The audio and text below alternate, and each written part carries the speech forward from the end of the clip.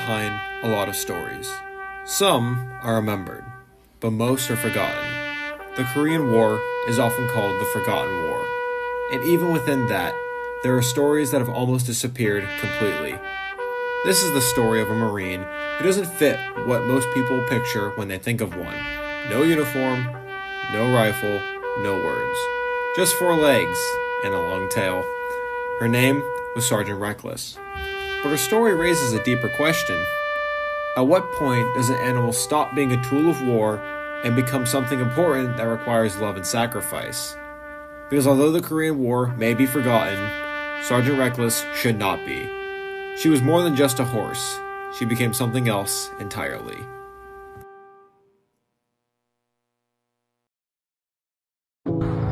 She didn't wear a uniform. She never carried a rifle, but she did stand beside the Marines who did. At first, she served a simple purpose, carrying ammunition through the harsh terrain of Korea. But then, something changed. The Marines adopted her into their units. Before long, she knew the battlefield like no one else could. Every hill, every terrain, every place to take cover became part of her memory. She saved many lives, and she never faltered, even under fire.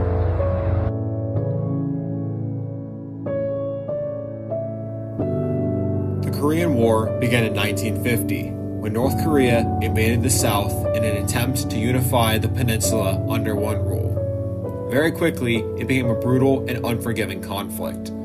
Fighting stretched across the 38th parallel, where both sides struggled for control. The terrain made everything worse. Steep hills, rocky ridges, freezing waters. For the Marines fighting there, survival depended on movement. Supplies had to reach the front lines, no matter the cost. Every trip meant exposure. Every step meant the ultimate risk. And moving ammunition through the environment was just one of the most dangerous jobs in the war.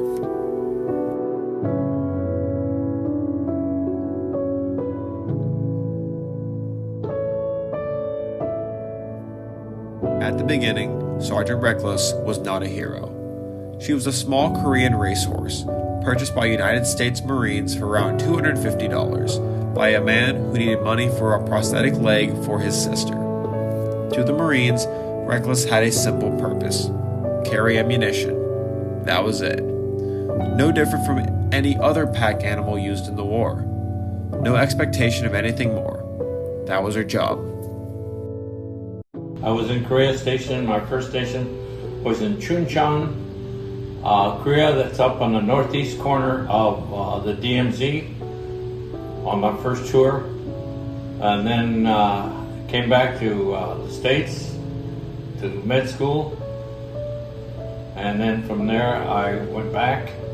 And then I was located at ASCOM City Repo Depot, which is a replacement center for all troops coming and going in and out of Korea.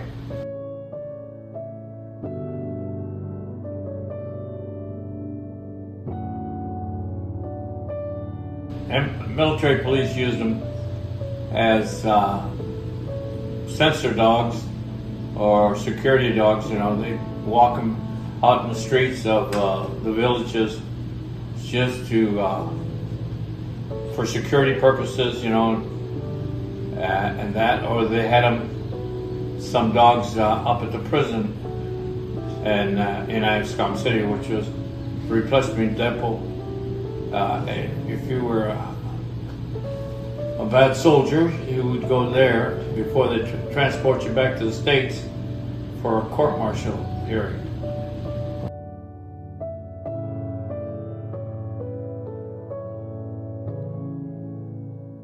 We had a mutt in our Quonset hut. It was everybody's dog.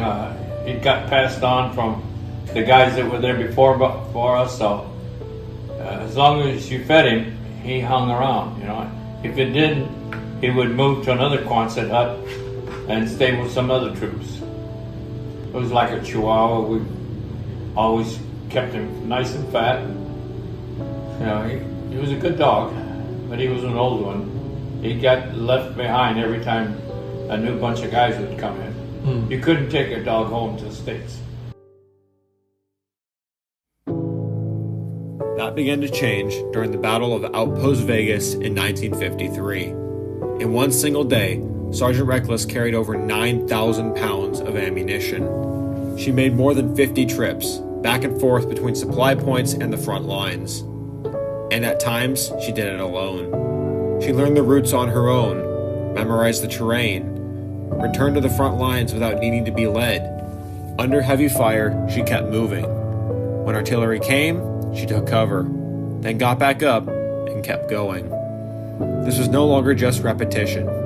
It was awareness, memory, decision-making. She wasn't being directed, she was adapting.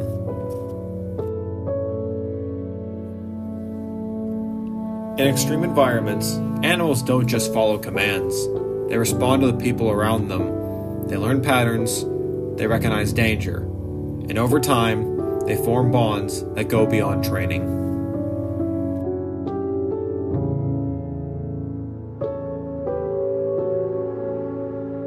Horses are very social creatures. They seek out social interactions, and a lot of times they will get it from their people. And especially if they're not around other horses, they do definitely look to people. Even when they are around other horses, they still will look to their people as companionship. They do form strong bonds both with each other and with their people. They do have to eat all the time, and they do have a very big appetite. So it's not unusual for a horse to want to eat snacks, lots of snacks. And because horses are very associated with people, they're hanging out with people, they're hanging out like that's their herd. They're very used to hanging around people. They want to, their herd is eating. So it's like, well, what is my herd eating? Oh, they're eating this weird snack that's on the table. And so they're kind of instinctively going to want to try it. So they love bread. So I'm sure that Reckless probably enjoyed eating bread. Any kind of fruit, I'm sure that she would probably really enjoy. So yeah, that part is pretty normal for a horse. But what made Sergeant Reckless truly different was not just what she did on the battlefield. It was how she lived with the Marines. She ate with them. Scrambled eggs, bacon, toast. She drank beer, and even Coca-Cola. She slept near their tents, walked freely through camp, and responded to bugle calls like the rest of the unit. She wasn't kept at a distance. She was included. Given space, given routine, given presence.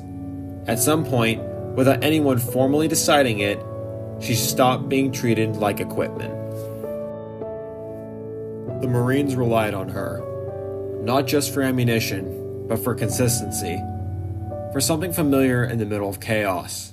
She was calm under pressure, reliable under fire, and over time, something shifted. This is the moment she is no longer functioning as a tool. This is the point at which Marines began to treat her as one of their own. The bond that formed wasn't symbolic. It wasn't imagined. It was built through repetition, trust, and shared survival.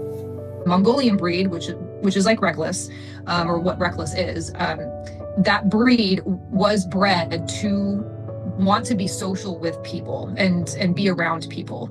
So the fact that Reckless sought out social interactions from people is probably normal for her breed, but to the level that she did was, I think, a bit special and unusual. There are these like special horses that exist, and animals in general, right? You kind of see that happen sometimes, dogs that save an entire family from a fire, waking up every single family member and doing some of these heroic things. And even pigeons, there are several pigeons that have, medals, Purple Hearts, medals of honor, for sending messages and being dedicated, devoted, and all of these things that were bred into them. And they just continue to carry that trait on, and it shows like when the time comes to actually have a job to do, like what Reckless did. Her endurance and her dedication to her job was really something special and pretty unique.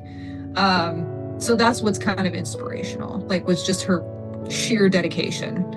And she did it for a while, and she would do it multiple times a day without really getting tired. So that's pretty incredible. most animals in war are left behind. They are replaced, forgotten, seen only for the role they served. But Sergeant Reckless was different. After the war, she was brought to the United States.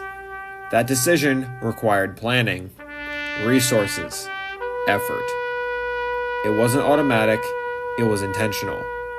Because by that point, she was no longer seen as replaceable. Equipment is left behind, but members of the unit are brought home. Her recognition didn't stop there. Sergeant Reckless was promoted to Staff Sergeant. She received 2 Purple Hearts and the Navy and Marine Corps Commendation. She became one of the most decorated animals in U.S. military history.